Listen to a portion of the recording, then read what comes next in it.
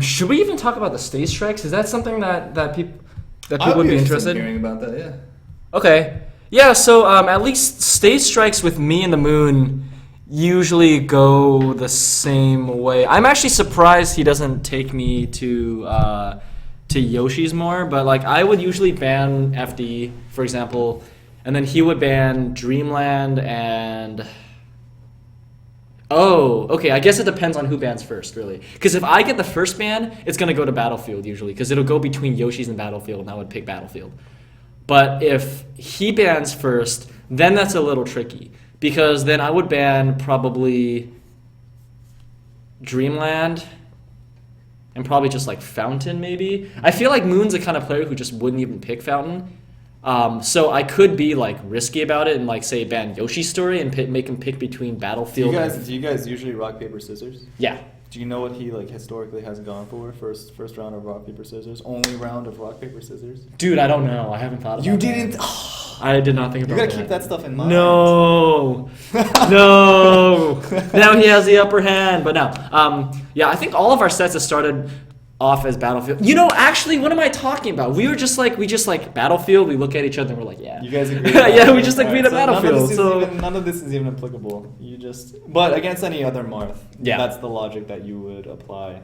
Just versus most like high level players, we just agree to Battlefield. Yeah, honestly, like my set versus Sora, who's another like pretty good Marth player. Our first match went to Yoshi's story, and then he ended up counterpicking me to Yoshi's story. So it's like, I don't know. A pick between Battlefield and Yoshi's story, most Marths would pick Yoshi's, and I think most Falcos would not be as comfortable on Yoshi's. So, I don't know. It's, it could go a number of ways, but I feel like usually it's between Yoshi's and Battlefield. Cool. So, all right, so you guys get started with this match, and then you set up for neutral start positions? Yep. Whoops. Wrecked. Okay, I'll start it here. All right. Okay. All right, so actually, immediately, we're probably going to do our neutral start. You do a 3-2-1.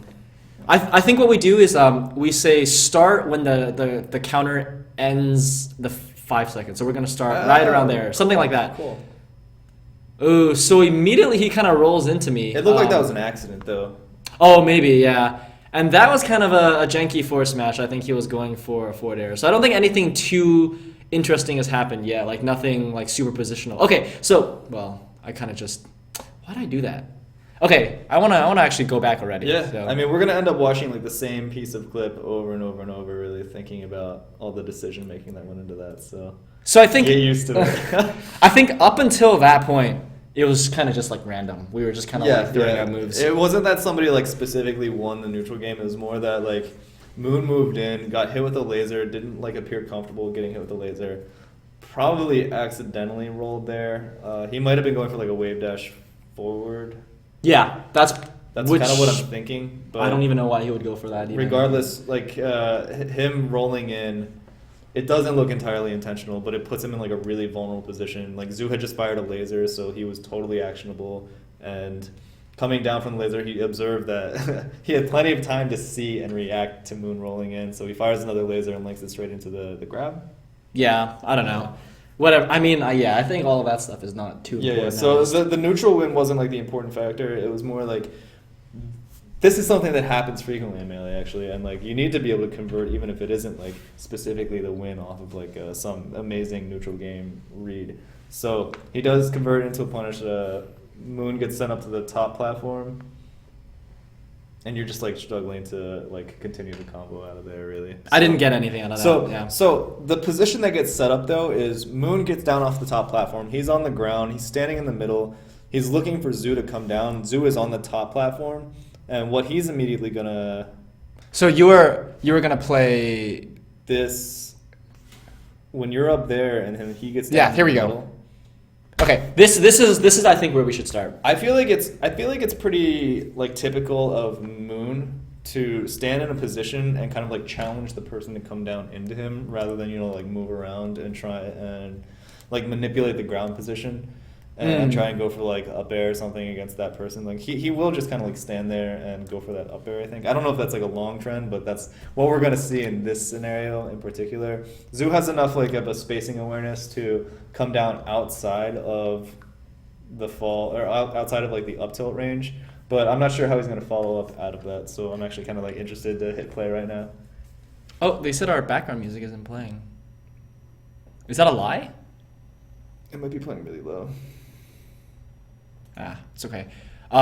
So yeah, I guess I wanted to highlight this part. This because this is like a positional thing you see all the time where it's like Yeah, it's very common to see Falco on a top platform, largely because his full jump goes straight to I guess there is no music. Whatever, it's not that important.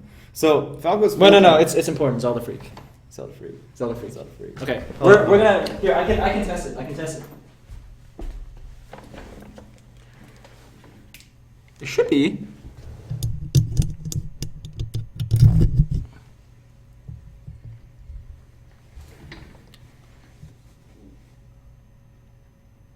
Yeah, it should be playing. It is playing.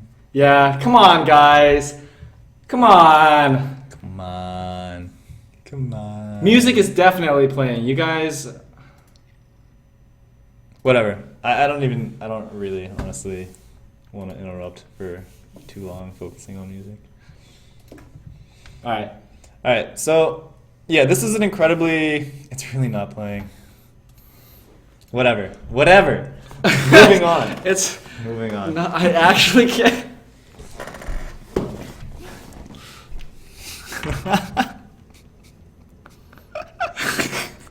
Hold on. Wait, what is going? I just want to is- see how the stream chat has blown up over the lack of music. Yeah. Anyway, we're This back. is like the Pew Pew $2,000 like fake troll thing. All right, so Oh my God, the internet this is just a this mad is a really place. common Yeah. scenario for Falco because Falco will easily take the top platform with a single full jump on every stage. In particular, like you see it a lot on Dreamland or Battlefield, where at any time they're uncomfortable, like they can just dip out and take the top platform and just kind of like plan their approach to the ground from there. So you are going to see this happen a lot where the person on the ground has to kind of set up and anticipate how the Falco is going to come down. The primary options for doing that are running off the sides of the top platform or dropping through the middle of this top platform. Wait. Coming down with either an aerial or a laser. I wonder if there's a way to illustrate this. There might be a way to illustrate this. Do we have something planned for that? I think we do. All right. We might have something planned for that. What were the options that you were talking about earlier? All right. So, all right. You guys You're ready gonna for want to this? start an arrow from here and then draw it this way. Well, here we can start with okay. So when we started by saying like a common position that we normally see, bam, bam. Oh. Yeah, you like that, guys? Oh. Yo. Demonstrating the two positions by using the boxes. That's brilliant. All right. So yeah, we'll see this position a lot, honestly. Where you have like, honestly, I feel like Falco's on the top platform a lot against Marth, and this is like terrible because against a lot of characters, I think though. Yeah. like I don't know. Okay, from the Falco perspective, this is terrible. Like I don't really know. That's not true though. Dude, come From on, look. your Falco perspective. Okay, I Marth, don't think- look. If Marth does a short hop up here, look at what this covers. He can cover this. He can cover this. He can cover this, and then he can do short hop up air into up tilt. Yeah, that but- covers this. But taking a safer option, you can just kind of jump down this way and kick him in the face. Okay, well, but then so you're saying I come down here, right? But what if Marth moves up forward a little bit and like does his forward air there? It's a rock paper scissors to get down. Wait, we can even show this with a different color. Bam. Like Marth can cover like this whole space. So Or you can kind of juke coming here. And wait, you gotta double- change the red. and then double jump back this way. You gotta change it to red. Red. Okay, red. So you can also kind of like juke movement coming down and then going back up and then go down the other side after he's committed going this way, you know? Yeah, well, I don't know. I think what Marth can do is then cut here, and then cut here. You're getting too deep into the... You just drew a dick on our stream, Zoo. Oh, did I really? Whoops. Okay, I'm sorry. It was our first time using the technology. It was the first time using the technology. All right, so we're gonna back out of that. So yeah, let's see what Zoo does here to come down, and it was definitely a penis. All right. So, I'm gonna get in so much trouble for this. for sure. All Alright. Yeah, might be. Zoo just drops Might be. immediately down, doesn't do anything. Moon kind of like autopilots an up tilt in reaction to him coming down. And Zoo seeing that position, he probably could have done something a little more aggressive, honestly. But I could have done any. That was so bad. taking the safer route. See, I don't know that you could have though, because if you had run into him, he had enough time out of that up tilt to be able to what is the thing? All three. All three. Yep. And I think he did internal have enough movement. time to go back this direction if you had tried to do like a wave dash into shine against him, or if you had tried, like you probably would have tried to do something like a dashing aerial into like nair or down air from that standing position right here. I don't know. I don't like. So I found that if you so when you here, just use the left and right arrows, so that goes 5 seconds each way. Oh, 5 seconds. Yeah, so that's good. Whoop. And we go up. Okay, And so we hit him. Shine grab, ship shine grab. well, roll would have won. But okay, so in this situation, like here, I guess you might have to draw it out, but like, yeah, coming down in a single step against Marth, where it's just like. So actually, from here on, I'm gonna do anything that's Falco related is gonna be red. Anything that is green related is going to be Marth. So if I'm starting here, I find that when I try to come down in a single step against Marth from that top platform, it's like I tend to get sliced by the moon because, like, I don't know, if I just drop down.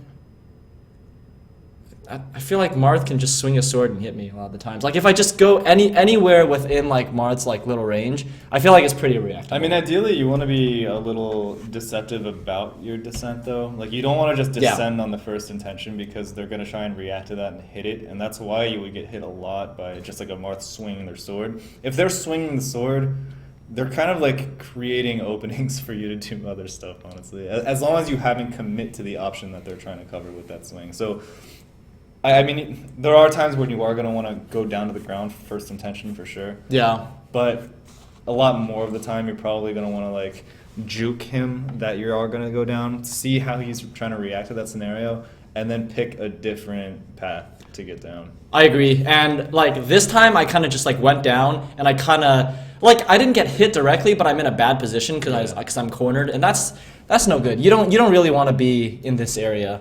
Really, not at all, as Falco especially. So, yeah, I kind of want to move on from this, but I think what we've established is that, like, I should at least be a little bit deceptive about how I come down, especially, like, just going down like that and just, like, not even establishing any good position. I think for a very first time in the set, though, it wasn't a necessarily bad option because you did it so quickly and just, like, immediately that... Like, he went for kind of like an autopilot up tilt reaction, just expecting you to drop through there. Instead, you didn't drop through the center of the platform, but you ran off. And that might just be more of like a player preference thing, because you don't like dropping through the center of a platform as often. Yeah, I personally don't. Yeah, but in this one, like, just doing it the first time, he didn't know which thing to expect. Like, he might have a practice partner that does drop through, as opposed to running off the side. That benefited you because you didn't get hit by that up tilt because of that. Either way, I think as we go on, we can kind of look at how I come down specifically from the top platform, because that's one thing that I've had a lot of issues with. Yeah, so we'll definitely, every time you're on the top platform, I think we're going to be looking at how you start your descent. Yeah. Okay, so I think let's continue, but what we can establish right now is I came down. Thankfully, I wasn't hurt, but I'm in this bad position, and one thing that we want to highlight is stage positioning. Like right now, Moon is great. He has center stage. I have my back facing, I'm facing this direction, or actually let's do it this way. Yeah, I'm facing this direction. I am not very strong right now. I can't really shoot a laser. I can't really position myself. I can't force him to. I mean, you could do a short hop reverse laser into that space. But then I would end up like here, right? Yeah, it's you would be like on the edge. Overall, this is not a great place to be. Or rather than going like straight to the edge, you could take a little bit of space and do that like straight up and down reverse laser. You know what I'm talking about? Straight up and down. Yeah, Oh, just like if you hold around back here. from the jump, you'll go like straight up and down, and then you'll just like do a turn on the spot rather than having momentum with your short hop going that way. Yeah, but I mean, just either way, in general, You do have to it's give up just- a little bit of space no matter what you're gonna do here, unless you wanted to like dash that way and then dash back in and try and go for the top platform again and cross over the other side. So you're saying, oh no, like here and then here. Yeah. Like yeah, that? Yeah. So either dashing this way and then dash and jump this way. He would probably be able to catch that if he just ran in and did like a short hop fair right here. But Yeah. That's not like a very common Marth thing. Like Marth players don't like to just be too like super aggressive about sword use like that. I guess I feel like if I were the Marth, I feel like that's totally reactable. I don't know, but Yeah. I still think that the fact that we have to like consider an option like this, it's just I don't really want to be here. Well, the other thing is you can do that kind of movement, and rather than jumping straight up to here, if they try and catch this area, you jump to right here, and then you can fall off and laser again. True. So it's kind of like a mix up that, oh, I might go high and then I'm gonna come off and then reapproach this position. Yeah. You just drew another dick. Why do you keep drawing dicks? Oh, that's a 3. My bad. It's a face. It's a face. You see this? So happy. All right. Okay. All right. Okay. Yeah. I mean, again, like these are definitely some things I can do to make the corner a little bit better. But I still think like putting yourself there in the first place is a bit of a problem. But if you are ending up there, you need to have some kind of backup plan. An escape route. I feel like it is still important to talk about like these different potential options out of this hole. This hole that you're drawing dicks on. Yeah. Man, it's only been 10 seconds of the match. Less than that. All right. So let's keep moving. Because I think really at least what I noticed was just, you know, I was at the top platform. I didn't come down very smart. I kind of just did this thing. And now I'm in this area, and watch. I'm about to get corner pressure because now Moon can safely throw out a move that's like slice, and it covers this whole box. And you see I'm going to run into it. This is a great picture, right? You're just drawing nonsense on the screen. What is this? All right. Watch. It's gonna work. Let's see what happens here. Kazoo is again putting himself in the corner, and let's see how Moon follows up with this. See? Yeah, he just jumps in with Nair. See that? But Slice. But if you notice, like Moon commit very early. He commit on the inside of the side platform. Had you run more to the edge and like confidently taken the space, not that many players are comfortable running and chasing all the way to the very edge of the stage. And I think that's why like Mewtwo King gets a lot of advantage off of the very edge of the stage. Not that many players are as comfortable as he is working in a space that is like an eighth of a wave dash length. Like that tiny space, he's good at stopping exactly where he wants to. Like not even this, it's like a third of that. Like that's first little thing that you drew. That's like a realistic representation of how little space he needs to work in. So there's definitely value, like even though it's not an inherently like great position, being very comfortable with using the space that you have as best you can, it definitely has like a high amount of value. So like one of the things I practice with Fox is running all the way to the edge here and doing that like reverse in position laser, just so that I'm very familiar with like how far on the stage I can go. Or I practice doing like short hop nairs going out this way and landing at the very edge without falling off, stuff like that. It's just to develop me being comfortable on the edge. Sorry. I think when you're explaining that stuff, you should grab the. I should just grab it and just like draw, and just like stuff. draw all over the place. Yeah, so what I was saying is like, as Alt 3? Control 3? Oh, Alt 3. It was Alt 3. This would be... That switches between tabs. Yeah, so as the Falco, like I was saying, he should feel comfortable running. He was talking about doing like a laser into this position, but I'm talking about like being able to comfortably do that short hop reverse laser and land like on the very edge of the stage. And then from this position, he has like the option to wave dash here, or he has the option to jump here, or he has the option to like dash in and then do a full jump up to here. You see how Moon like he commit to the inside edge. I'm just making a mess of this, but he commit to the inside edge. No, Alt 3. Oh, these buttons.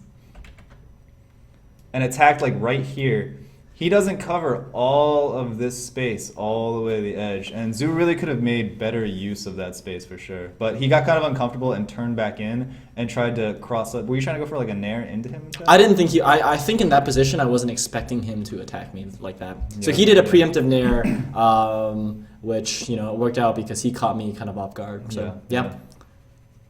Now this is going to be a tech chase. He missed the tech chase, which is I don't know if we need to talk about that. Not really. Yeah. But out of that tech chase, you just hold down, get jabbed, roll out. So there, I cornered him right there. Here, actually, can I go back? Actually, okay. Actually, this is great because then, okay. We can go back 5 seconds. So I actually think that would be another good example of like a situation where Mewtwo King probably would have gotten the Gimp on you. Oh, maybe. Because look how much distance Moon covers. Look at where he stops and does his dash back into the stage. And look at how much space is still remaining on the edge and like how far in he gets hit. Well, I think in this position, I set up my down air, so I was gonna hit the entire stage. Take a look.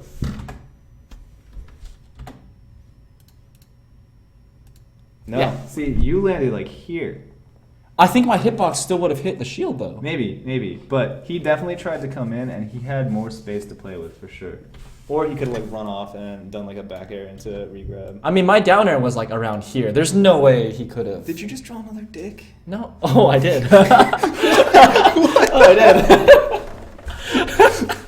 Zoo has a talent for drawing like very, very fast pink. I'm not getting into this right now. No, we're not. No, I think you're right. I think you would have hit Mewtwo King even there. That's one thing about like with being cornered versus not being cornered. Ooh, we Yeah. need a smaller increment than this.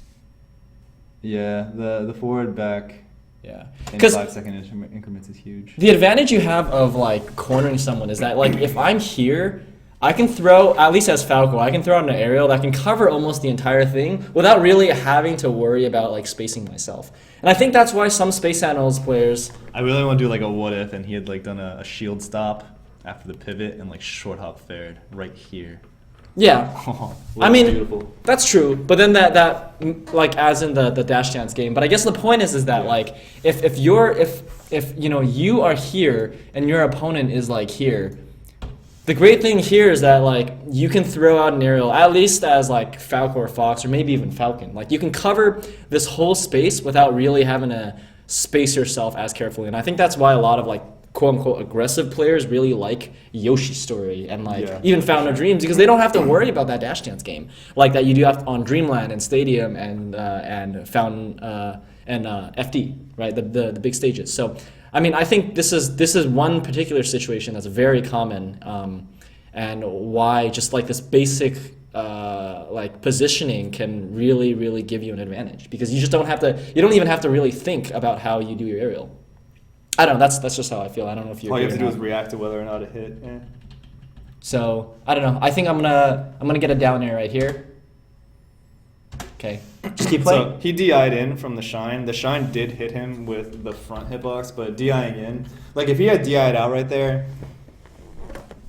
So Shine sends like it doesn't send completely straight up and down. I don't think so. I think it's Right. like somewhere here. Yeah, he could have gotten like decent distance out of there, and you might have been able to follow up like a down air or like Shine back air or something like that. But he probably could have gotten like a recovery opportunity as opposed to like an extended combo. I don't know if you extend this combo out. I don't know much either. further than this, but yeah, you can see how like because he DI'd in from the Shine, he kind of goes like up and back behind Falco a little bit. This is kind of like an easy Falco follow-up position where all they have to do is full jump up and back.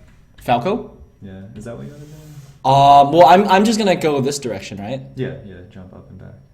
I guess I could like direction myself either like that or maybe like go behind him. Yeah, and you can kind of like align yourself ambiguously to go up and down through like the middle of Mara so that he can't just like instinctively know which side he's gonna get hit on. So it's harder for you to DI if you don't know exactly which side you're gonna get hit on. I don't know if you ever try and do that, but like I know Kirby Kaze does that kind of thing with like Sheik's dash attack. He'll mix up whether he does like a front hit or a reverse hit dash attack. Yeah, I definitely go for that at higher percents. But in this situation, oh, you're saying with the Shine, right? Yeah. That's tricky because I think I've already landed. That's not something that I can like really, yeah. Well, let's see what happens. Yeah, I'm pretty sure I'm gonna get the follow up on this. So something.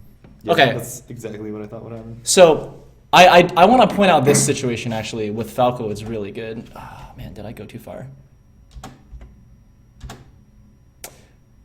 There needs to be control shift.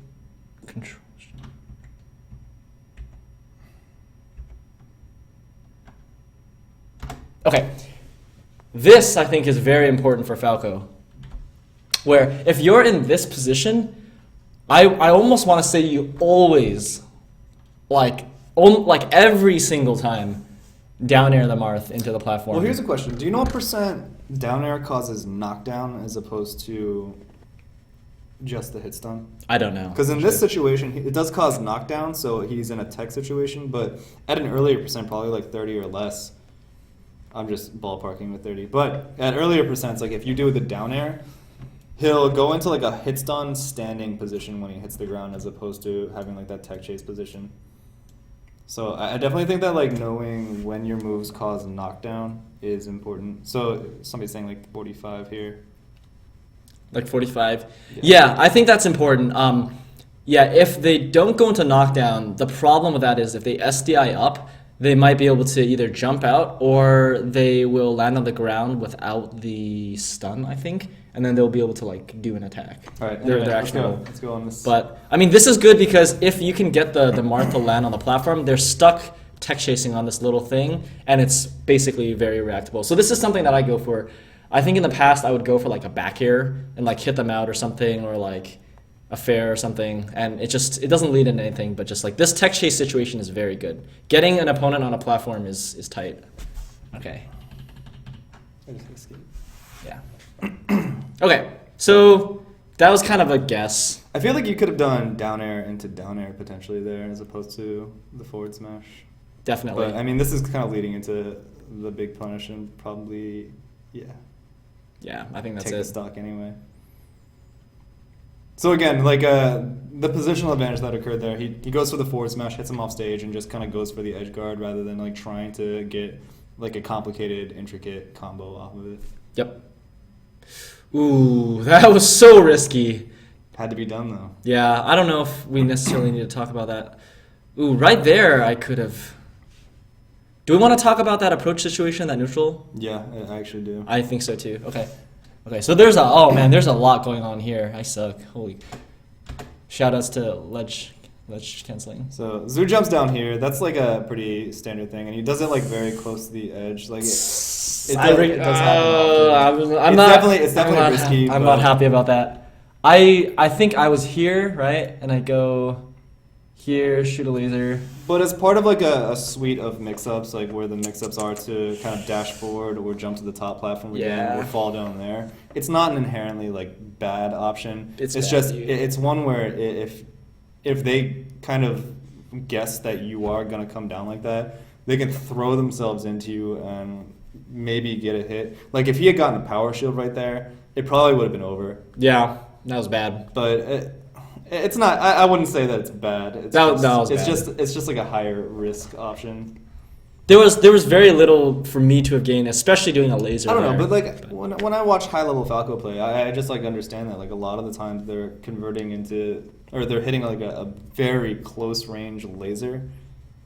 Because otherwise, they're not going to be able to hit that kind of thing. Like, the person has way too much room to be able to, like, react to and deal with the laser. Like, sometimes you have to go for those really risky lasers and just be confident in converting from that very small space into your advantage. Like, here, because you hit that laser, you likely could have gone for a laser grab.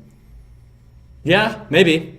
I mean, that's true, but I feel like I just happened to have gotten away with it. I feel like in that moment, you probably freaked out after you came down with the laser and someone was approaching, and you were like, oh, God. Yeah.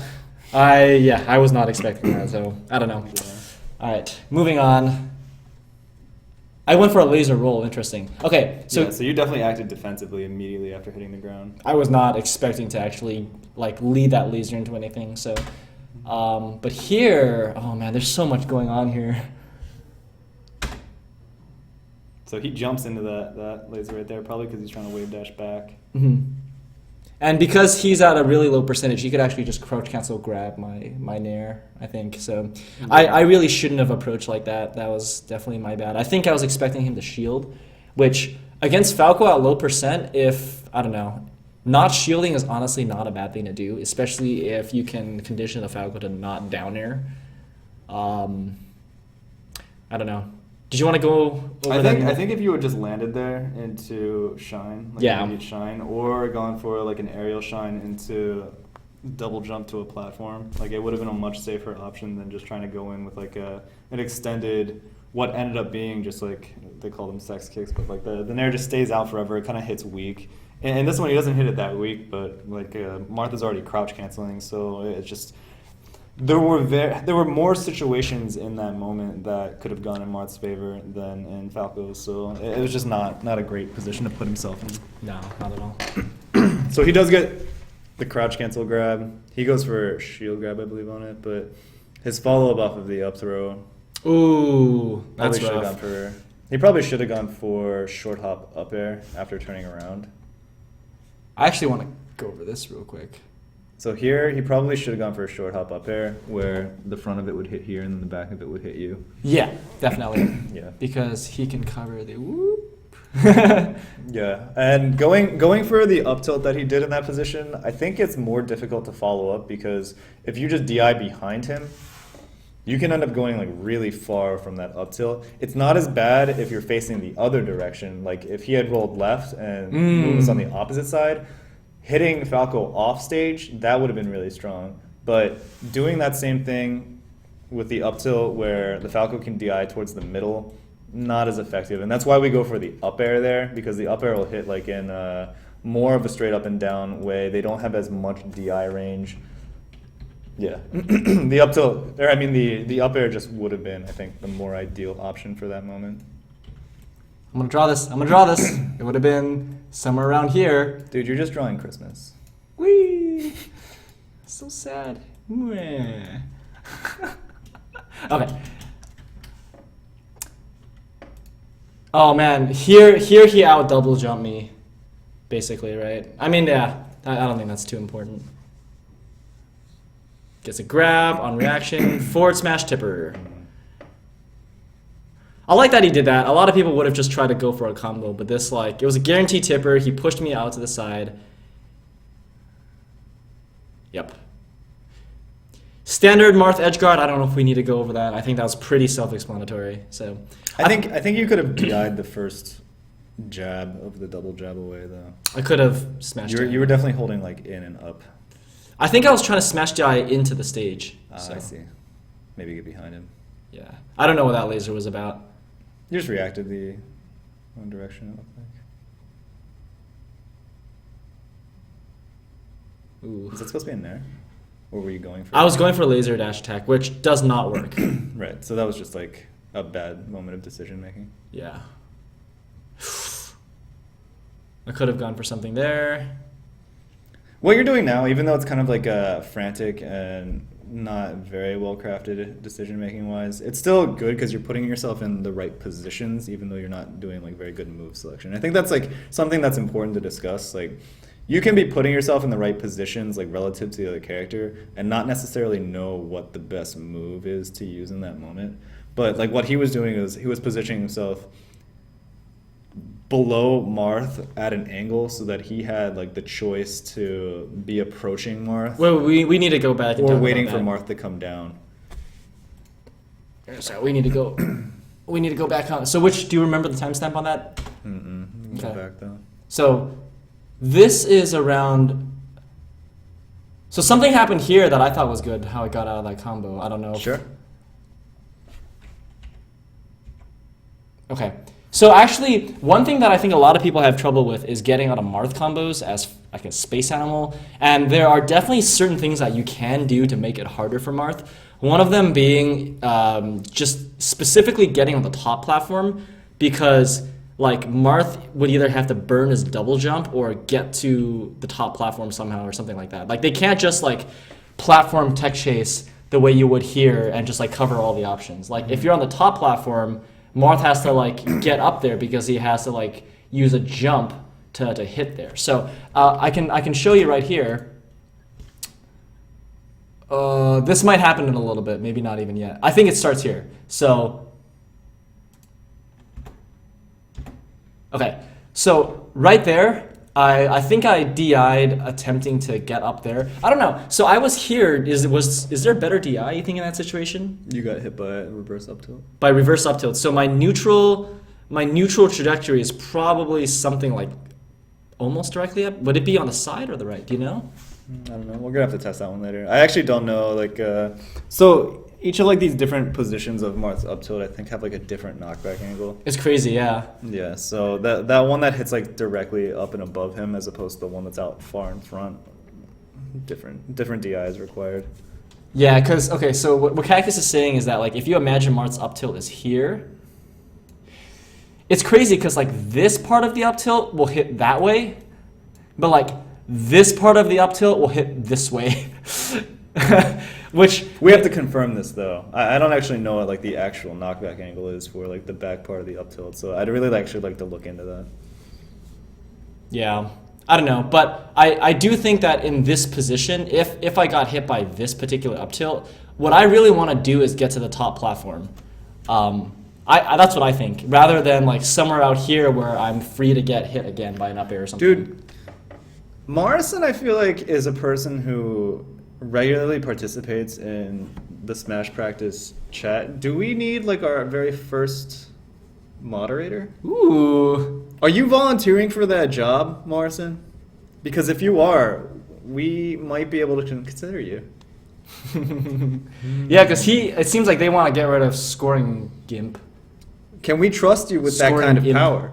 If we give you that ability, will you use it with responsibility?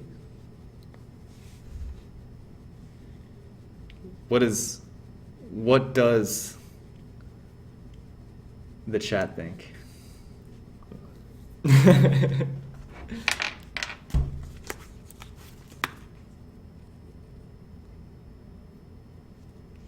Are you gonna put it up on Twitch? I mean Twitter. No, I'm just checking how many views we have. I'm He just always said, "Don't curious. trust him." I'm not gonna Don't trust him. trust me. Then. He said he's not trustworthy. Done. No mod. Wow, what a guy. Yeah, what? All right. We're gonna continue with our show then. we That. No, he was honest. He said don't trust him, so we're not gonna make him a mod. All right, we've covered about a minute of this match. Yeah, so far, this is. so We're only gonna do one match per set, I think. This is because it's already 9:30. we're not even gonna get into a second set. Yeah, this is probably. crazy. Yeah, Melee is crazy. There's so much that we can talk about. But, We are gonna work on making these things more concise, I think, though, because again, this is like our first time trying this. We're really glad that you guys tagged along for us experimenting. Oh, let's go! Let's fucking go, Dude, the chat hooked it up with this really useful. Look, see this angle in the back? Okay, so Facing what do we right. want to highlight right here? So Mart's. Facing right, knockback angle. Dude, how do we even read this shit? No, we're gonna get into this another time. Yeah, I this is- don't even want to waste time on this. Yeah, one. I agree. Sorry, we did not. It's have definitely that, yeah. like an awesome infographic though. I love it. Keidano, literally just read up every post that Keidano's ever made in his entire life, and you'll just come out a god. You'll Like, just be a better player. yeah, honestly. But okay, so if we keep going here, okay, so yeah, here we're gonna see that Moon up aired me, and what I have a few options of, like, the neutral angle is gonna send me here. I can go like either outwards or to the platform, and at least in this case, I chose to go to the platform so that I can add an extra layer of either reaction or guessing in Moon's play, giving me another chance to get out of his combo, because if I go out here, he's just going to up air me again and it'll lead into another move, guaranteed. Or he probably could have landed that up air on the side plat. If he had done a full jump up air, what up air did he do there? He did a short hop up air. So you're saying he should have done a full hop up air from here? I think and if then he had done a land, full right? jump up air, like rising into you and then landed on that side platform, he would have been able to cover the top much better as well. I agree. He would have been able to do something like forward air and carried you off stage rather than landing on there and then trying to like struggle to like continue his punish. Yeah, because he'd essentially have to cover that platform from the bottom, Yeah. which is no good. And Yeah. I don't know. Yeah, you're definitely right on that, and I agree. But regardless, I think going to the top platform. Yeah, that was the best choice in this scenario, I think. Yeah. So now, I think what I ended up just doing was It looked like you had time to shield, and you could have gotten just knocked off the platform. maybe, yeah. I mean, we could replay that, but I guess like here I kind of just went away just because I was trying to get as much distance as I could. But that's set up for a tipper. Yeah. Fair. But even though I took a bunch of damage, see now I think this is actually okay, because now I'm over here, he's down here, and it's like, well, at least I think in this position, he should have fell all the way to the... He could have fast fell immediately off that top platform and hit the ground rather than putting himself on the side platform. Oh, he did. Yup. Excellent. I saw that. Yes. Good read, Cactus. Yes. Oh man. All right. So I bet you anything. What I'm gonna do right now is I'm gonna go for that top platform. You go for forward B. Yeah, Sure. I'm gonna go for a forward B. Yeah, and I'm gonna go for the ledge cancel. I didn't get it, but okay. So now I do something But stupid. Did you see what he was trying to cover? He was trying to. No, I didn't actually. He went for a forward air that likely would have covered if you had done forward B to the side platform and tried to edge cancel it. You mean he was trying to? Oh, okay. I see what you're saying. So he was thinking I was gonna cover here. This right? It looked like he was thinking that you were going to come to that side platform, yeah. In some way. I don't know if he thought you were going to drop down and forward be there or do what, but I don't know that he like set up for that entire position very well. Yeah. Either way.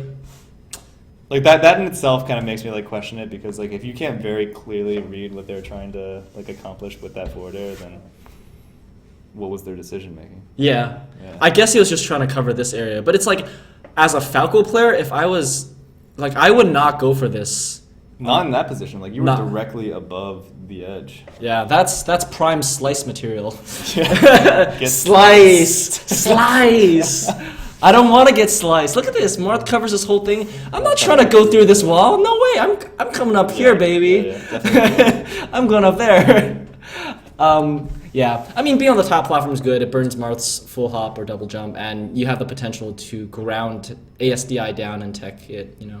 Yeah. So, okay. All right, so you're up out of there, but then you just fall down and immediately try to attack him. I'm an idiot. I had no reason to come. So if you see what like I did right there, like, okay, I come down here, and my back air range covers this. Not even a strong back air, a weak back air. That's not a good way to challenge Marth anyway, though, because of sword. Yeah, Marth is here. All right, this is Marth's. Okay, this is like roughly Marth's hitbox. This is Marth's sword. What am I trying to do, dude? All right, so basically, So we talked earlier though about Yeah. things to do from this top platform position. Zoo again is very comfortable with running off the sides of the platform. This is actually something that I don't see him do very often, which is drop through the middle of the platform and just like go for an attack immediately when it's possible. It does end up getting him punished pretty big, but I think Moon could have done something better than just like wave dash back forward smash from the side of the stage towards the middle. Like a grab probably would have led to more in this position than that. But Zoo could have fallen with a laser and reversed it into him here, or he could have run off, again, doing what he's more comfortable with, the far side of the top platform and descended into some kind of advantage. yeah, I agree. So this is top me like Falco top platform, Marth on the ground. Number 2, and I blow it. You did kind of draw a long dick again. Oh my god. That's what somebody said in chat. I had to point it out. You even drew like a circle. You do this a lot. You practice this at home. This one was unintentional actually. I swear to God, this one was actually unintentional. So Okay. we're gonna continue here. Like I said, I think Moon could have chosen a better punish there because Falco is not at like incredibly high percent, and the forward smash just kind of like resets the situation. Maybe shakes Zoo up a little bit just because like he threw himself into that, but Yeah, and I ended up just like teching it. yeah. Only because so this was like a buffer tech because I came down and I was pressing down and I was L canceling, so that buffered attack. Yeah. So that's why I ended up tagging, not because I'm an amazing guy or anything. So okay. Neutral game. Ooh. I'm surprised you went for that shine right there. Maybe you're trying to just do it in case he went for grab, but I mean you weren't even like close to being on top of him with the shine. I was just doing stuff, I think. Yeah. That wasn't the best pressure, to be honest. Okay, that was okay. Subpar setup. Yeah, that was good. That was good, because I waited for him to do an aerial out of shield.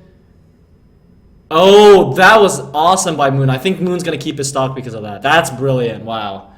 Shouldn't have shot that laser. I should not have shot. That was so smart by Moon. Actually, I want to go back just to highlight that, because that was amazing.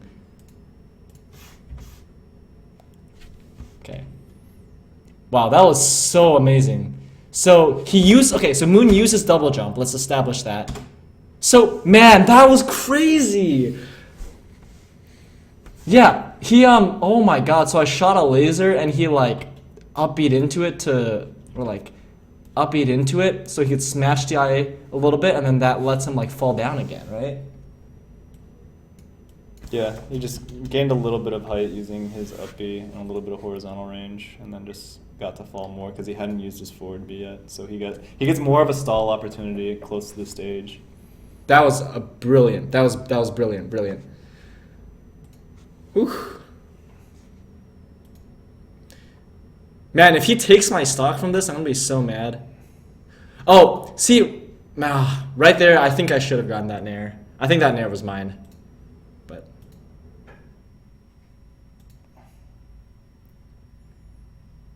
bad DI. I should be dead. Yeah.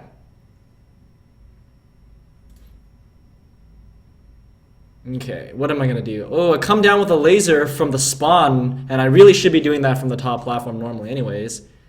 Get an up throw, up air, get the kill, okay? Not a legit combo, but you know.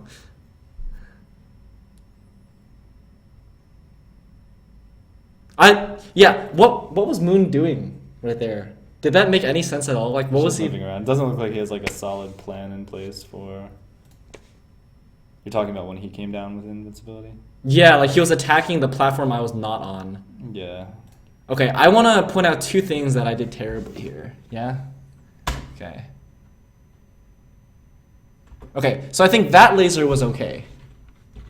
Because I'm here and he's here. I can shoot it. His sword can cover that much range, roughly. He can't hit me. Okay, well... No, from here, if he... Is he jumping here or is he... He's landing. Yeah, if he's landing here, he'll probably be able to dash here and get sword out, like, right here. By the time you can get a laser out. Well, I guess I was, like, it already happened at that point. But, like, I guess, like... Yeah. But, well, the problem is what you're talking about, like... Or what you were talking about is going to happen right here, where... Whoops. Oh, my God. Why? Why? Okay, so I have a habit of retreating and just shooting a laser just to create space, and like a lot of newer players will kind of automatically kind of shell up and just kind of like, you know, go in this area, won't really go in. But Moon, I think, recognized that I was going to make a defensive play or like shoot a laser or something, and he called me out basically because... But also, you're not using the full space to your advantage, just to point this out again. Yeah, I probably should have... like dash this way a little bit and shot a laser. You could even go into like a full run and do that again, that straight up and down reverse laser, and rather than you having to jump and then be in this position, you can just take up the entire space and then do that turn. Because if he commits to anything like this, like just hoping to hit you, you've already hit him with that laser, so you've established a little bit of control, and it kind of like buys you time to make a decision. Yeah, I think so. That's definitely something that I need to work on. I definitely have a lot of poor lasers in the corner, especially. Like my corner plays are not very good. And so, yeah, sorry, were you gonna say something? So if you do consistently do that kind of thing, it kind of forces the opponent to adapt and really commit into the entire corner just to be able to punish you when you do that kind of thing. It makes it very easy for you to read their intention of them trying to like cover all the way to the edge, so you can kind of manipulate them a little bit more, like instead of running all the way to the corner, because they're typically expecting you to not stop until you reach this point. Yeah. You get your favorite tool, which is like the wave dash back into shine, or you can just choose to go the other direction and they're going to be trying to cover all the way to the corner. Yeah. Yeah. I definitely agree with you on that. Unfortunately, my March 1st, 2015 self did not agree with you, and you will see me do this exact same thing one more time. Oh, God. So the thing with Marth doing a jab right here is that he cuts my jump off, and basically I'm stuck here. I have no dash dance. I cannot dash dance because Marth is in my zone. He's definitely in my zone. You have a lot of room to dash dance. What are you talking about? No, I'm just kidding. It's not a whole lot of space. It's not a whole lot of space considering Marth's sword is right here. So he's taking a pretty good positional advantage right here. So watch this. So you go in for the trade and try to bully your way into having more space. You had an opportunity to do something like I that. did. Yeah. I think my nair was actually like not terrible. Like I pushed him out. It was a good trade, and then he went up, and then just kind of came back, holding toward you, and then pressing A. Like it didn't look like a lot of thought went into that. It's just kind of like it's a first intention attack. He's up in the air, and all he's thinking about is holding towards you and then hitting A when it can hit you. You, I think, could have played around that a lot more because you were already underneath his space. And rather than running away, you probably just could have stood there and tried to like trade up tilt, or you could have dashed under him. Or there's just, I think you had a lot more control in that space, in that specific position, and the defensive tendency came into play, and that was the one that happened to get you hit. Yep. So if we play that again, it's like I back up. Yeah. So this is what Cactus and I have been talking about this a little bit, where I have this tendency of like. So, okay, we'll see the first laser. Oh, shoot, that went by so fast. Okay, I'm gonna narrate that one more time. Where okay, we might have to go back a little more. Okay.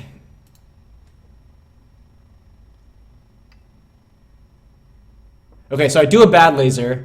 All right, great. Right there, I pushed Marth out, and this is great. You push into him, but then you're in a situation that isn't something that always happens. It's kind of like just like it's like when you get into a brawl and like both people just like throw themselves at each other. Like what results from that is you reacting to a whole bunch of like unfamiliar positions. When you in particular are in an unfamiliar position, you try to do like a wave dash back into laser or like a dash back into laser, and you give up a lot of space when you weren't necessarily in a position of disadvantage. And in this position in particular, I think him having to come down all the way from like essentially like a full jump height and just going straight into you, you didn't have to be the one to back up. Because even if you just like stood there and took that forward air on shield, you probably could have shield grabbed him. You probably could have done like a shine out of shield. You could have done a lot of different things. But again, you wanted to establish control rather than sit in the scramble and go for the win there. Yeah. No, I definitely agree with you. And like, so if we like did the what's the Reddit thing? The Smash scenario? What was that called? Smash puzzle. Smash puzzle. If this was a Smash puzzle right here, most people would consider Falco to have the advantage, positional advantage, because like if we look at like a bunch of the options, okay, Marth already burned his double jump. He can come in here, kind of, but Falco can like dash dance. I'm just going to put the mic over here. They're saying you're louder and I'm quieter. So. Okay, so it would have to be like that, because it would have to face you. Okay. Yeah, so okay. It would have to be something like that. All right, we're good. Yeah. So, like, Marth might be able to cover that area, and I don't know. I would just be able to beat it by doing a dash dance nair or something. I mean, if he even reacted to you getting like directly underneath him and he went for like a down air, if you shield the down air, you still have a big advantage. Like if you jumped up into him, you would probably be able to like win that exchange without. Yeah, you would probably come out on top of that exchange. But rather than doing those things, you did want to try and establish control on him reaching the ground, but you just weren't able to do get that much space fast enough. Because yeah, if we look at the overall, like me establishing ground control is great, because then like every time the situation happens, he'd be it looks like, like you're shooting laser beams out of your eyes. yeah. Sorry, I got distracted. Okay. Anyways, yeah, but if we look at it, like honestly, if I played this from like, if this was the beginning of the match, Marth should not go past anything here. Like this is the wall. That's as far as Marth can go. And honestly, I think most Marths, like if we play this situation out a million times, Marth would probably end up backing up, right? Or something like maybe hopping up there, like doing a retreating aerial and coming down like this, right? Or something. You would say? I don't know. Maybe. I mean. But like you could ask 5 different Marth players and they would probably do 5 different things. So Moon in particular, he does like holding toward the opponent and just kind of like doing like an intimidating, constant like slow pressure towards them. I'm not surprised at all that he just held towards you and hit A when the sword would have reached you. Regardless, I go back. Gives up the space right back where he started, where he said that this was like an uncomfortable position for Falco versus Marth. I allow him to come into my space, put me in this corner situation that at least we talked about is like, we do not want to be there. At least I don't want to be there. There are ways to make yourself safe, but in general, like, it's just not a great place to be. It's kind of like, oh. They can't see that stuff. Oh, it's too much to the side. Whoops. I drew a sad face on the side. He did draw with that sad face. All right. Yeah. All right. So let's keep going. Let's see how this punish ends up. He gets a tipper forward air. Definitely just combos. Ooh, this is bad. Oh, I think I'm dead. I'm dead. Down air. Oh.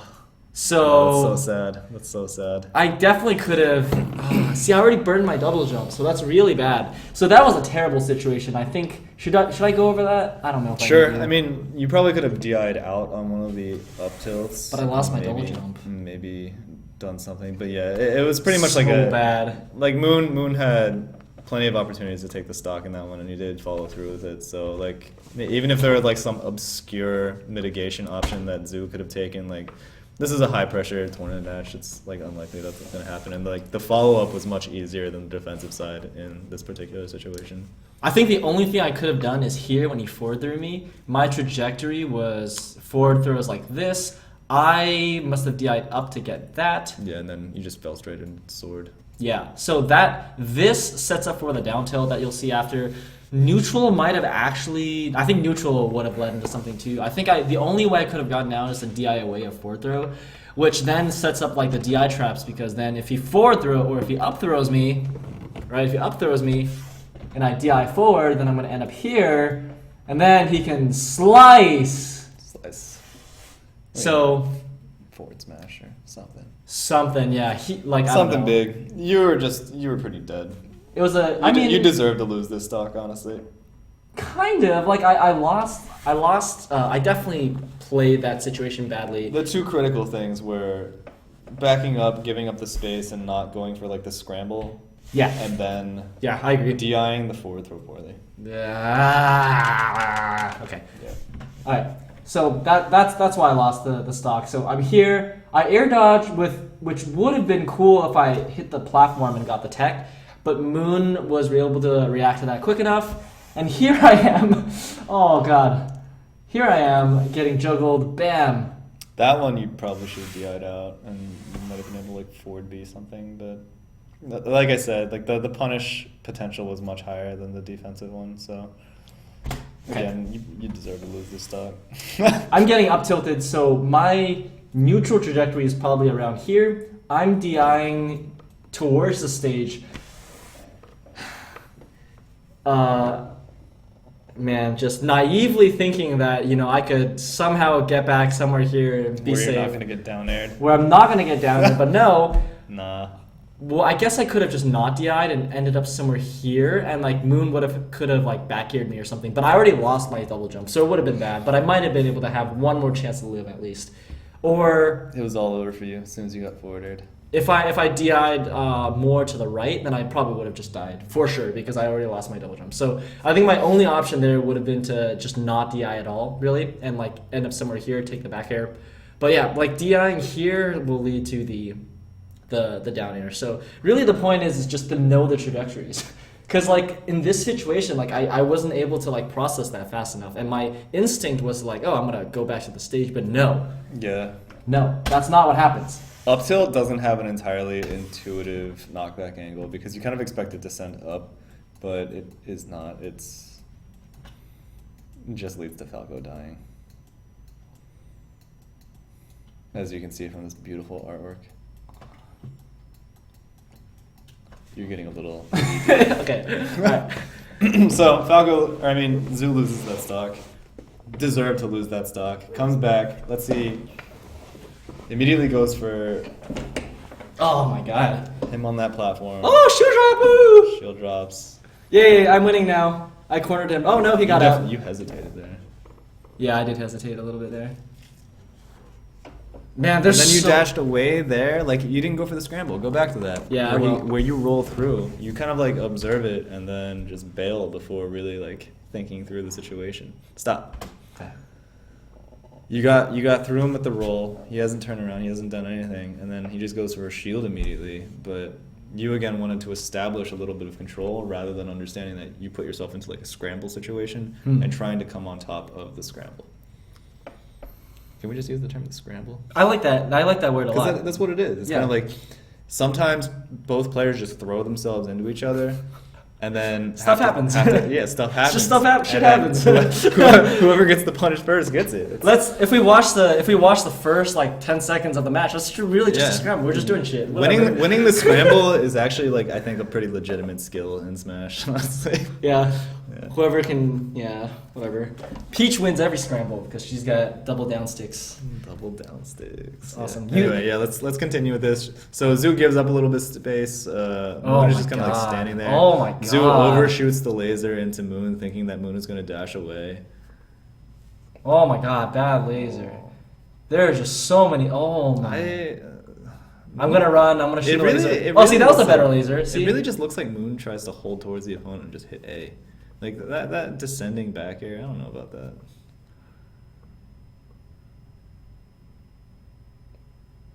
Bad combo. Oh, there we go. We did the. Oh, here we go. Oh, I should have just down aired immediately. Yeah, just with the short hop. Actually, let's talk about. I think we should talk about what I did at the top platform because that's been the theme, and I think I actually did it right this time. So I get a pretty cool combo here. I don't think this is too worth talking about. I missed the follow up there. Here, I think Armada does this a lot. Yeah, there we go. Yeah, this is great. Yeah, that whole thing was pretty good actually. I think so. So pay attention to what happens when I get back to the top platform. Okay, so I see Armada actually doing this a lot, where he will go to the top platform and he'll shield, and then that allows him to not only protect himself but also act out of shield and shield drop at any time.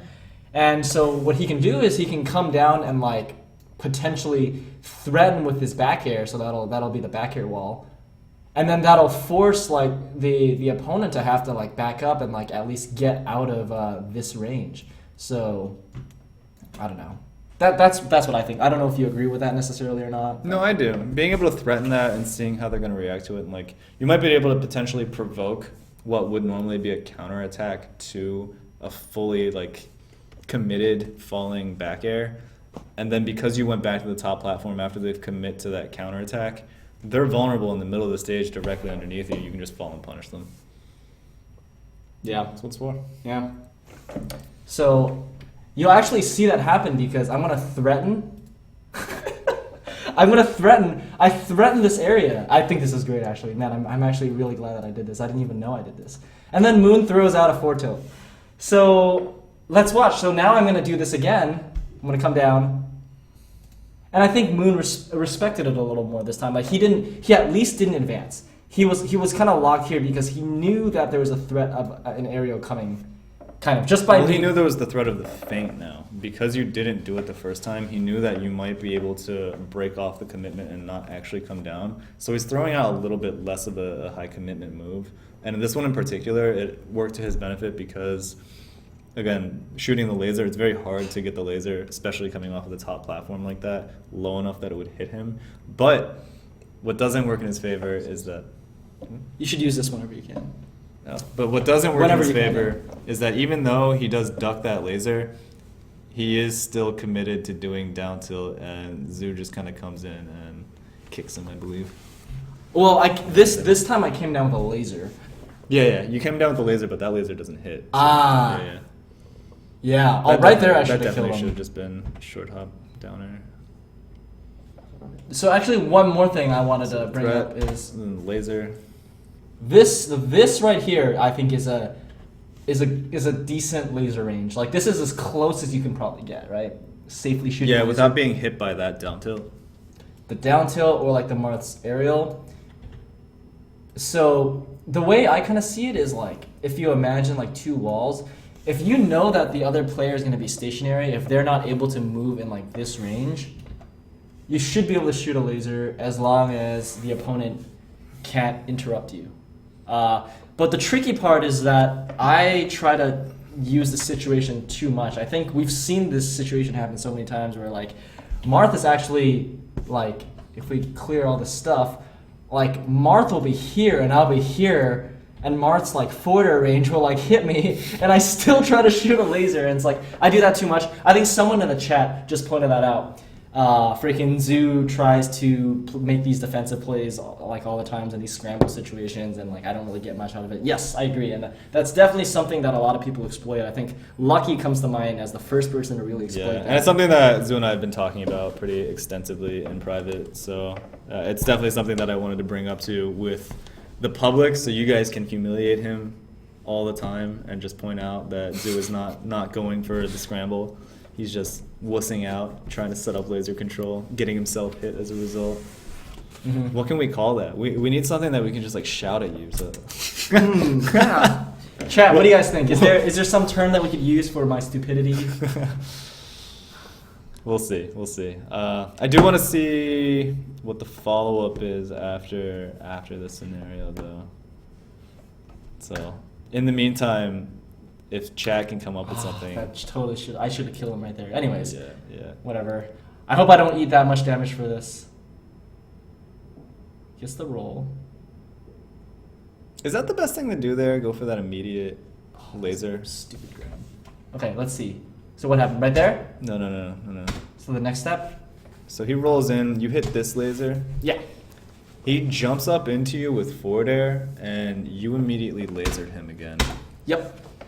I really like that because that establishes no dash dance for my opponent in that spot. But he's doing an approaching forward air into you.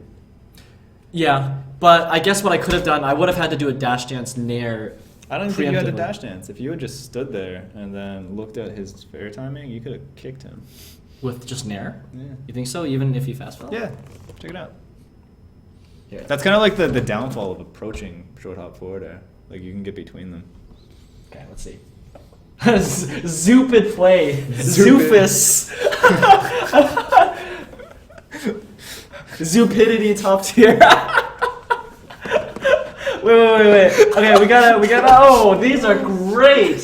Wow, these are. Oh my God. Zoopidity top tier. Zoo shot a Zoozer. Zoopid. Zoopus.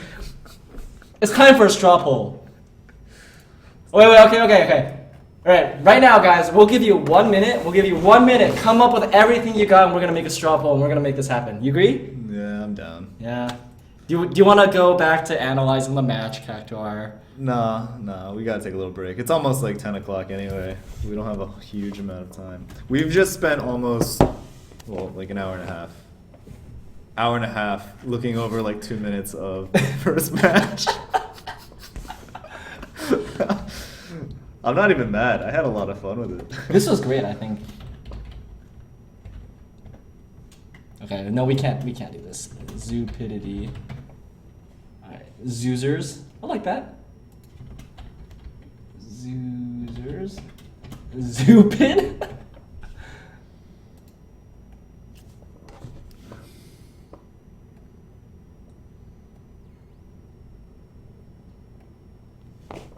Zoofus.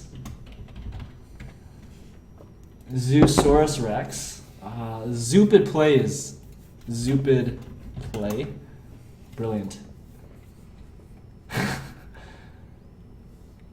Gazoon-tight.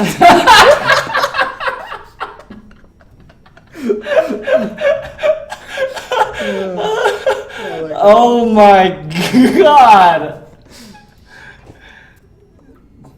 A zoo goofed? That's not really a zoo pun though, right? Zootuar Zucker? A zoof is fine. Where's a zoof? You done zoofed. You done zoofed? Dude, these are fantastic. Yeah. Okay. Bad play by Zoo. Come on. You done zoofed? Okay, we just got that. Zoozer. Oh, there's way too many. Zoochi Laser? Like Laser and Zoo and Loser? He zooked himself. Zooked out? Zooked himself out? I like that. Okay. Which one was that? Zooked himself out? Where? Zooked out. That was Millen34. You just copy pasted it. Oh, that. Okay. Gotcha. Zoogasm. Okay. I think yeah. Shih Tzu. Zoops. Shih Tzu. I'm gonna add that. I on like there. zoops. Where's Oops. that? Zoops. Zoops. Oh. Okay. All right. That's it. I think we're done. Nine things. We have so many. All right, we're good. Zoops. Did we do? Oh, zoo. Oops. I think Zoops is better. There we go. Okay. Zooper play. Zucchini? Alright, The okay. zucchini could just be him backing up when he shouldn't be. Not going for the scramble. Okay, let's just do this. Let's just do this real quick. Okay, cool. I don't know. I kind of want to shout out zucchini every time you fail. So. Oh, okay. Let's see how this goes. Zucchini's not on the list. Zucchini was my favorite one. I love that this update's live. This is great. That would be pretty cool. Wait. We need to get this up on here. Oh, let's go. We're watching it live. Gesundheit has the early lead. Not by much though. You done zoofed? This is a close battle. This is a tight battle, as DJ would say. Tight battle. For the record, zucchini was my favorite. Was it? I'm sorry. I should have put that on there. Oh my god, dude. What if it was just a penis? What if it like screen cap? You guys see this? That's what the icon is right now. What if I drew something If inappropriate? one of your little dick drawings had happened to be the screenshot, it would have been over for us.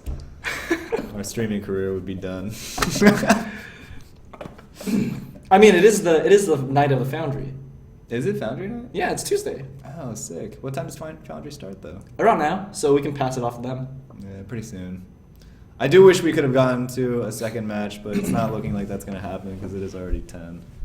Yeah, we went way in depth, but I like doing this though. Like if you guys don't mind it, even though we're spending basically like almost 2 hours to go over 2 minutes of footage, I'm down to do this every night. Okay, so looks like we're gonna do Gesundheit. Gesundheit. That's brilliant. I'm gonna totally crop out a picture of me sneezing or something. We can totally do that.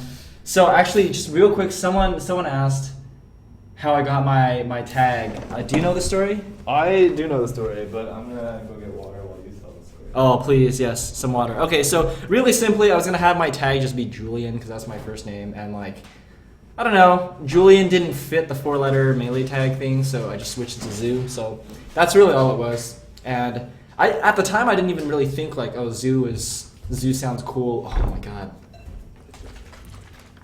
Zoo sounds cool or anything, but like in retrospect, Zoo is a much better name than Julian by far. Like you can just like shout out like Zoo and then whatever, like easy chance. So I don't know, very very cool. That's really it. Just that my first name was too long.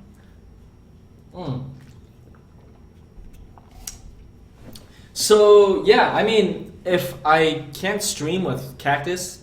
And this goes to Cactus as well. We might be able to do some net play every now and then, but like we're not a huge fan of net play. Like I think us doing net play would be purely just like, I don't know, screwing around, and it's very hard to like really like learn too much from net play. There are some things that you can work on, like certain positional stuff and like I guess working on your reads, because net play is very hard to react. So you might be able to improve that aspect of your play, but overall I think we're going to focus on like our actual live streams and this type of thing where we do a match analysis or an actual like live kind of like a lecture type thing versus just doing net play. So I don't know, if one of us is out, we might do a little bit of net play and you know, chill with some of the If the I'm players. out, Zoom might play on net play. Cactus is not about net play? I'm not about net play. I did it for a while, wasn't a fan. I just played a lot of DK and Peach because I didn't care about like adjusting my L canceling timing for net play, and those characters have a lot of float cancel / auto cancel stuff. I'm not crazy about it, honestly. Yeah. I think we're done. I think that's it. That's a short poll. Gesundheit, I'm down. Gesundheit. Zoo? Every time he does it, you just yell out in like one burst, Gesundheit! Okay, we gotta get back. We gotta at least finish this match because There's only one more Zoo stock left here, so let's go in. Let's go in. How does this person know about my OSI stop backpack? Who is this person? Not gonna kill you. But they can't see it, can they? If you... I don't know. Who is that You take it to person? tournaments, don't you? Yeah, but like... No one would know that by name. Is that Dan? Is that Dan? I'm not gonna kill you. I feel like that's probably The Dan. problem with net play isn't the adapter.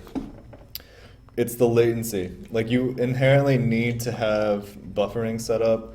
Buffering will get you into kind of like bad habits technically, tech-wise, tech skill. I don't know. Like, anyway, it's just, I did play it for a while, and I went, and like I would have to spend time like adjusting back to regular play before I would go to tournaments, and I'm like, I'm not about doing that. I would rather just practice consistently in the environment that I'm comfortable with. Like, net play isn't that important to me. I do have like a local scene. For players who have absolutely no option as far as people to play with near them, I totally understand the decision to play in net play.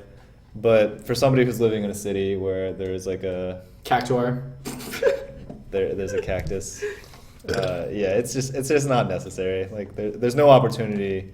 There's no moment where we're going to be like, oh, yeah, I really just want to go home and play net play, as opposed to like calling somebody up and having them come over. So, yeah, that's like the big driving factor for us not doing net play, I think. So this is very important.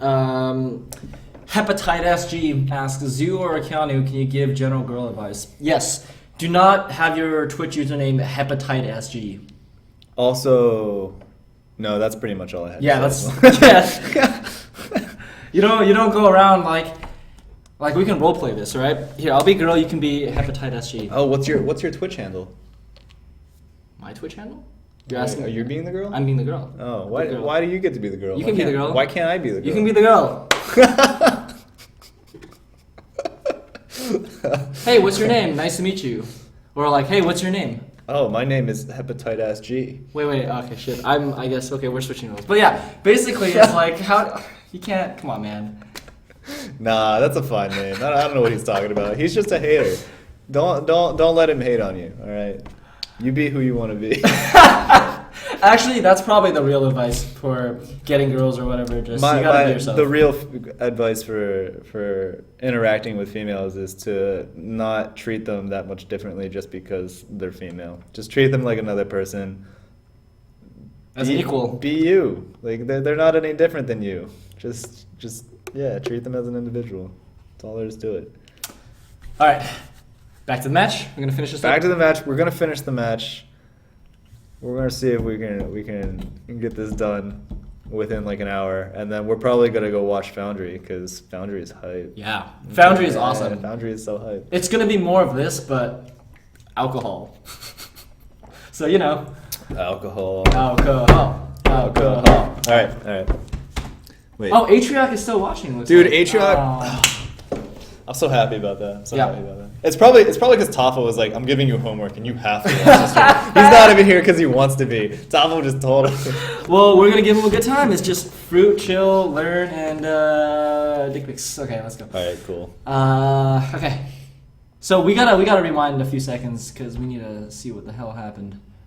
Okay, cool. I botch a combo. I'm about to. He falls down with a good laser after doing like the faint drop. That is so dead. He was so dead. I suck. And then he goes for double jump down air instead of just short hop down airing off. Yeah. So I think that second laser, I think you could replace that with something else if you had like very strict timing. Oh yeah, we were talking about that. That's right. So this one, he rolls in and then you shoot this laser and then you immediately go for a second laser against his jump in, but unless he were to do a dash into you, like he goes for a short hop fair immediately, I think kind of like expecting you to follow that laser with an immediate like dash in some kind of aerial. Yeah. If you just kind of like stand in place there and let him commit that, you could definitely hit him there. But I can see kind of why you go for that second laser, because if he had gone for movement as opposed to that short hop fair, then you might have been in some trouble. So I don't disagree with the option. We should talk about like what the alternatives were. That's all. I think here, normally the way I set up my aerials is that I dash dance back and forth. So I'm not used to doing an aerial out of a... Actually, we should establish markers. I think this is a great marker for standing, right? Mm-hmm. So I'm standing here. I'm not used to standing immediate dash into aerial. And that's something that we've talked about, and that's something that you told me specifically about the turnaround dash or whatever. But the way I set up my aerials isn't usually to just stand and do the aerial. I'm not really good at like doing that. Like usually like establish your position in movement and then go for the aerial, which is starting like a little dash dance first. You don't need to do that. You can just do a smash turn into dash back nair. Yeah. Because, okay, if we look at it, actually, I think the difference is here, well, no. I mean, yeah. Either way, in this case, I didn't have time to set up for the dash dance, so I wasn't ready to nair him, right? So I think that's what motivated you to do a second laser as opposed to just going for like a raw dash into nair. And, you know, like, even something as small as that, like, if I have the tendency to do that, like, Moon will be able to feel that out or have that understanding, whether by observation, conscious or unconscious, whatever. Like, he'll be able to pick up on that, and I think he's taking advantage of me doing this all the time, where, like, he'll just go in knowing that I'm not gonna, like, act even if, like, he does an aerial out of shield immediately. Like, I'm just not ready for it. So, like, in this position, yeah, I think, like, the general trend is that I need to be able to fight immediately and also not back up and just be comfortable standing still and just, like, into immediate actions rather than Yeah. having to set up into actions, yeah. So I think two things that at least the two trends so far is get off the top platform better, don't be an idiot, and also be able to scramble and fight from a non-advantageous position. Every time you dip out of a scramble, everybody has to yell Gesundheit. You sneezed yourself out of the way. Kind of. It's just I chew and I put this shit here and like as I sneeze I can't really see. I'm just like, just get away from me. Just go. All right. Let's continue with this. I keep hitting spacebar, but all right. So you hit that second laser. He goes back. You're just trying to feel it out. That was a fraudulent grab. That's just Marth, bro. That was so fraudulent. Okay, that grab was not legit because he threw out a grab as I was jumping. That was not a read. I mean, like, whatever, but, like... Sometimes you just put them out there as Marth, though. Like, not every... He totally should have gotten punished for that. He probably should I have. totally set up for a punish. Anyways, yeah. So, yeah, like, the dash dance that I was talking about. Like, I was dash dancing here to bait out a reaction, and he fucking grabbed, and he got me out of my jump. Like, I was here, he grabbed, because Marth's grab is, like, this big...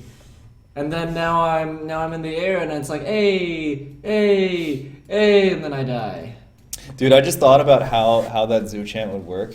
If it was like an entire crowd of people and Zoo just like bailed on one of the moments, somebody in the crowd has to like yell out, Achoo! And then everybody else has to yell, Gesundheit! Oh, we could get Mike Hayes and Taffikins to get on this because I think they would love that. I'm so down. I'm so down. God. All right. So you get grabbed, kind of. Yeah, I get grabbed, and then now it's like, okay, well, what am I gonna do? I'm gonna go to a platform to again, like my mindset is if I can get on a platform that makes it harder for them to tech chase. Maybe what I could have done is like gotten hit in the middle and go for the top platform. Yeah. Is that what you were gonna say, maybe, or I don't know? Probably. I mean, any opportunity you have to establish an angle where Yeah, go. from the hit you can have control going this way or this way. You want to ideally kind of look at these edges and try and aim for them so that you could potentially get like an edge slip. Edge slips are like one of the big combo break techniques that you could be using. Yeah. So whenever I'm getting hit by a Marth, I try and look at where these platform edges are. Like if I'm directly under this edge platform and I'm about to get hit with an up air, I know that I can't really like do a DI straight up and reasonably edge slip here. So my options are to go for this one or to try and go for this one. This one is going to give him too much time to be able to like chase and follow it up. This one, okay. he can like double jump and then fall with an up air and an arc that hits this. Yeah. So he does like have a lot of like easy follow-ups on it, but it's better than nothing, honestly. No, you're right. It would have been hard to set that up from up air. Up airs are typically kind of hard to set up for, because like the only way you're gonna get that nice juicy arc is like, I think I would have to get up air from around here, DI this way, and then slip, right? Because if I got hit from say here, and I went up, You can still hold momentum going off to the side. it'd be a little harder though. There would be more time for him to hit me in between. I think that's. I feel like I in particular do like a really good job of going for edge slips all the time. You're so good at it, yeah. It's something that like is just like constantly on my mind, but not something that I like directly am thinking about. Like if I'm ever stuck in a combo, I feel like I'm just intuitively aiming for edges. Yeah, even though we're talking about that now, and it's like, of course, you just DI and slip off this like tiny edge. You just do it. It's actually really hard. It's hard, but actually, I was gonna say the opposite. Like when I play Cactus, he actually gets it a lot, and it's like noticeable, and he is able to convert that into an advantage when normally he would have been the one getting comboed. So it's maybe it's a little early for everyone to put all of their effort onto like slipping off the edge, but I gotta say, like, it actually makes a difference. So mitigation options are just like hugely powerful, especially like before people are really ready for them. And I feel like people who can edge slip effectively they gain a lot of. It's not just like mitigation into safe positions, it's mitigation into immediate actionability in a way that you can often like punish the other guy just because you mitigated properly and didn't edge slip. So it's pretty powerful. I like it. All right, so you get this up there. Okay, so that was okay, right? Like as we mentioned, if we go to the top platform, I can. That's what I'm talking about though. Like his punishes don't seem very optimized. Like he just kind of goes for that back air and then falls off and goes for another like immediate. Oh, you happen to be in range of sword, so I'm just gonna hold towards you and hit A. Yeah, I don't know why he went for a back air. He totally should have gone for an up air or like a nair even. Yeah. Nair is not even that great. Up air is really the move that you want to use. If you're a Marth player, right? Like, you really want to use up air. It covers the whole platform if you like time the jump properly. It sends Falco like up at the very worst, like somewhere here. I mean, this might even lead to you losing the stock, but still. Oh yeah, it would. Still, I'm talking about like his little follow up. It might lead to him taking your stock, but to me, it still looks kind of like really jank. Yeah, and then like look, because he chose to do a back air, what I can do is I can crouch cancel or ASDI down, and I think that causes an edge slip, which allows me to regain my neutral. Yeah. So like right there. Yeah, it's edge slip immediately. Like you probably could have held down and fallen through that platform from there. I probably wasn't. I wasn't ready for it, and you can tell because I'll land here and like I won't really do still anything. Gets like a follow up with another back air. Like I shield, yeah, and I roll, and now I'm just like panicking, and I'm just like trying to like. Yeah. See, that was good. That was a great follow up by Moon by doing that up air and getting that nair is probably the most he could have done. Maybe an up B. Yeah, he covered that. I don't know what he was going for there. Ooh, that's ugly. I mean, he's already kind of won this match at this point, so it's like he's kind of just doing whatever. Yeah, any percent he tacks on here is just free. Yeah. He doesn't have a whole lot to worry about. And Falco doesn't have like a very easy task of gimping a Marth. So like even if you manage to take the stock, like you have a battle ahead of you. There we go. So I got the laser reset and I got a down smash. I mean nothing crazy here. Let's see how I edge guard this, if I edge guard this. Yeah, I figured you were gonna jump back rather than wait for a Marth killer. So Moon comes down, is just holding towards you, just presses buttons. I like the laser I did there. Yeah, you're working in like the tight space pretty well. Full jump back. It actually works out in your favor because I think he might have been like thinking that you would double jump after doing that full jump, so he kind of like cautiously backs up a little bit. So what I want to point out here is that again, if you imagine that, like, at least this is kind of how I see it. If you imagine, if you can shoot a laser outside your opponent's like range, where here because Moon full hopped, his range is limited to this, and I'm here. Oh shoot, I got rid of that. Okay, well, his range is limited to that. He is not able to cover like this space at all. And again, we've kind of established that Moon seems to like working from the center and not like immediately pushing all the way to the edge of the stage. Like he seems to stay in the first half of a side platform and just kind of relies on you pushing into him and getting hit by sword here. Yeah, I agree. But what you'll see, what happens is that like. Again, like Moon's full hop. This is not a good full hop. There's no reason for him to have full hopped here. I don't really see what he was going for. Like even if he was in that position, like the short hop would have covered everything around there. Probably better. Unless he was trying to anticipate you going to that top platform immediately. maybe, but whatever it was, I saw that coming, and here, I come down with a laser. Yep. That's gonna hit. That's gonna hit where the farthest point that he can reach, and so I've established like this amount of distance between us, and that basically eliminates his dash. Because I think I hit him with a laser as he like. This looks like came an down or awkward something. amount of space for you to be able to convert into anything, though. Like, even though you've hit this laser, by the time you're able to move toward him at all, he would be able to start moving. Yeah, it's honestly not great, but it's just because he had invincibility, so I had to like go somewhere. Yeah, that makes sense. I think, and that was smart of him to just like go to the center and not do anything, just to establish that, because it's my last stock, and if he can get one advantage, I'll probably die. Yeah. But So I'm curious to see what happens right after this. Yeah, you come in just barely. That's actually really good spacing. If he had gone for something like forward tilt, it might have hit you, but he went for jab instead. He's just trying to, I think, knock you down, because jab is going to knock you down at this percent. so yeah, that whole sequence, basically what I did was I just again established that wall. And then I only committed to a laser when I felt like he wasn't gonna breach like my space. And that's really when you can fire a laser, and it's really hard to do that, I think.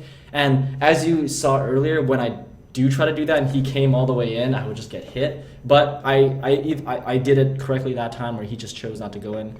But that's just something to keep in mind when you go for those lasers. So and that allowed me to push to the middle.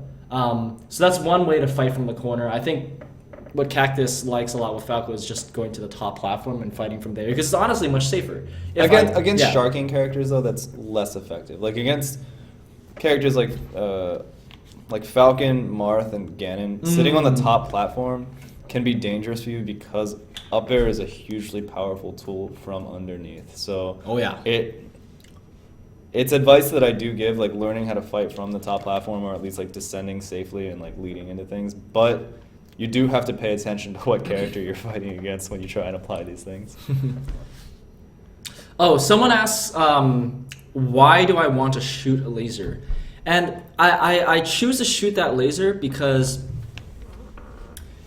by shooting a laser, you eliminate someone's dash dance, and that typically puts people in a shield position. And like, if I'm able to do that, they're not able to go forward without me being able to react to what they're doing. So like, if I shoot a laser and I guess,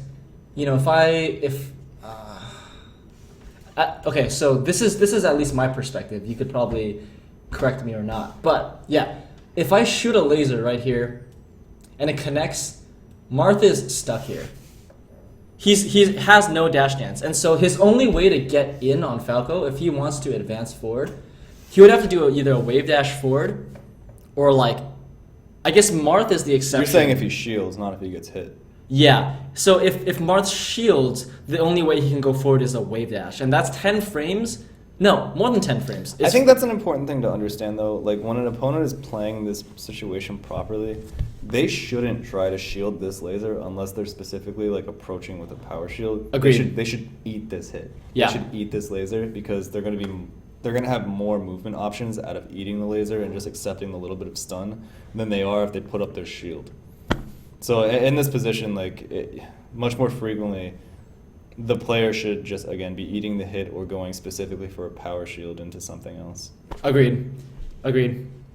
And that's what people are doing more, but I think still people are throwing up a shield when they get lasered. Yeah, which just is out the of wrong. discomfort. Yeah, it's the wrong move, and they're gonna have to give up a lot of frames to advance forward. Whereas, I guess what if you take a laser stun? How much stun is that? Like how much hit stun? I don't know. That's something we should find out for sure, though. Exactly how much hit stun a laser does. Does anybody happen to know exactly how many frames of hit stun a laser does? That'd be good info. Anyway, let's move on with this. Hopefully, we'll get an answer for that. So you do hit them with this laser. He comes in, goes for that power shield, goes for a jab, wave dashes back, dashes in. You just kind of come down with laser again, and it looks like that exact thing happens where he gets kind of like uncomfortable from getting hit with that laser, and is just holding shield after getting hit with the laser rather than immediately going for movement. And that's kind of like a discomfort thing, in my opinion. Like, you should feel comfortable moving out of lasers. Oh, the double jump. Oh, that was terribly played by me. Ooh. Okay, well, It works out for you so far, but that's, I think, him not engaging in the scramble very well, basically. oh, see that time was great because he took the laser and he jabbed me, and that's really what you should do a lot of the times as Marth. Well, oh, he threw out the jab in Then advance. I traded, guess. yeah. Yeah, good trade. And I should be dead now. Yep. And there I am. And our first match, I nod. completely reviewed. We reviewed one match today in 2 hours. I'm so glad you guys could be here for that. Oh, okay. Well, that was fun. Yeah, I actually really enjoyed doing this. It was a good exercise. I do think we're going to be able to be more concise about these things going forward, or at least like, I don't know. We might not even be. We might make this a trend. 2-hour reviews of single matches. But yeah, it is Foundry time. We do want to say thank you guys for tuning in to Smash Practice. This is our first Tuesday session, actually. Yeah, something that's actually formatted. I think we could do like review match day and like actual Smash Practice episode. It's like 2 different things every week. Yeah, I think so too. That's a good plan. All right, cool. Let us know if you guys like this. We really do want to hear feedback. Like, blow us up on Twitter or please. Yeah, definitely give us some constructive criticism. I know I'm hiding behind the text, but definitely send us messages. Let us know what you guys thought. If you thought it was too long for us to be spending 2 hours covering one match, let us know that. If you think we could have covered it with more detail, let us know that too. Yeah. Anyway, we're gonna watch Foundry for a bit because that is again a high caliber tournament and 4 frames of hit lag and 8 frames of hit stun. dang. Really? But you can crouch cancel laser to remove. I heard crouching, takes away a lot of it. Yeah, the hit stun. That seems like too much. But you take. Wait, No, maybe not. hits. Wait, I don't know. I'll do my own independent research too, but that's a good lead. Thank you, Skitch. And yeah, we'll figure that out for next time for sure. 8 frames of hit stun. So 4 frames of hit lag. They're stuck. That's 4 frames to DI and then hit stun. It's a fifth of a second. And then 8 frames of hit stun after they take the laser. That's crazy. I don't know. It's a fifth of a second. Yeah, there's no way. Cactus's eyes are so good. Oh man. Okay. Well, that was fun. I had a lot of fun. I hope the music is still on. The music is probably not. It might be on. Dude, we'll never know. Did they really trick us with that? They might have. I don't know. Dude, did someone know what OSI soft was? Because they're like, oh, you have an OSI soft backpack, as if like that means something to them. I don't know. That's crazy. Nobody If someone followed knows up my on company. it. Anyway, Yeah. we're getting sidetracked. We're gonna host the Foundry stream. Are we doing that now? I think. Okay. 10:30. We actually really enjoyed. I really enjoyed doing this little match review. It's unfortunate we didn't get to any other matches, but yeah, 2 hours for a single match seems like an ideal amount of time to spend. It's perfect. It's perfect. Perfect. All right. The music was never on. It was never on in the first place. That's fine. Wait, I there's don't a think there's a it's good that. way to test this because we can. We would actually, I think, be able to see it on that right bar. So It's not there. It's definitely not there. Cool. All right. Music was never on. Wait, not gonna kill you. I have the same backpack. Do you work? Have you worked with OSI Soft? I'm just curious. You guys should just meet up on Twitter rather than. That's crazy. How is that? What are the chances of Dude, that? I have to address SB Addict. He's Oh, asked yeah, the yeah. same question like 6 times. Go. Sorry. There is no story with the Pro controller. I got it from Mike Hayes. That's it. Pro controllers in general are very high quality, so whenever I can, I try to get myself one. But yeah, this one is no exception. I really like this Pro controller. The control stick feels great. I did replace out the button pad, but other than that, I haven't had to do any work with it. Yeah, there's nothing else. I have a Symphonic Green controller too, but it's crap. And I'm thinking about swapping out all the parts and soldering the Pearl controller on. Wait, yeah, soldering the Pearl motherboard together with the symphonic green cord. So I have like either a symphonic green cord and a Pearl shell, or I'll just like swap out the entire thing into the symphonic green controller. But yeah, Pearl controllers are awesome. Definitely get one if you can. Shoutouts. Dude, Not Gonna Kill You's dad looks like he might work at my company. or has worked with the company or something like that. Anyways, that's just Dude, maybe it's like just crazy to think about. Maybe it's like the CEO's son, and he happens to be really into Smash, and you have the hookup now. Is that true? No, it's probably not true. Probably not true. Okay, yeah, let's so we're gonna send you guys off to the Foundry. I don't know if you guys have not checked out the Foundry. This is oh man, it's pretty amazing. So the Foundry is like this tournament in San Francisco every Tuesday, and it's inside this gigantic like sports bar. And normally what they would do is they would have like projectors and like pool tables and stuff. You hang out, get a beer, get some food, watch some sports. But on Tuesdays and Thursdays, and I think maybe even other nights, like they turn it into like this esports like arena where like there are projectors of like Mario Party and like Street Fighter and Smash, and like you get to get drinks and like play games, and there are tournaments. So we're gonna send you off to the Melee tournament, which is every Tuesday.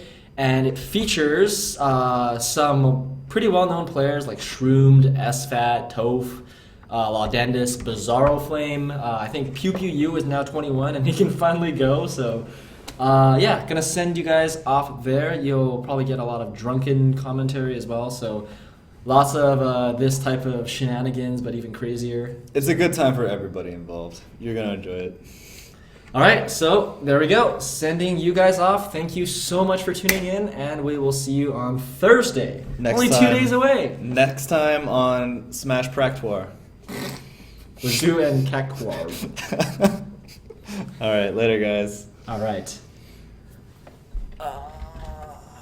Slash host. Oh, Showdown GG, I believe. Oh, actually, let's see. It's not Showdown GG.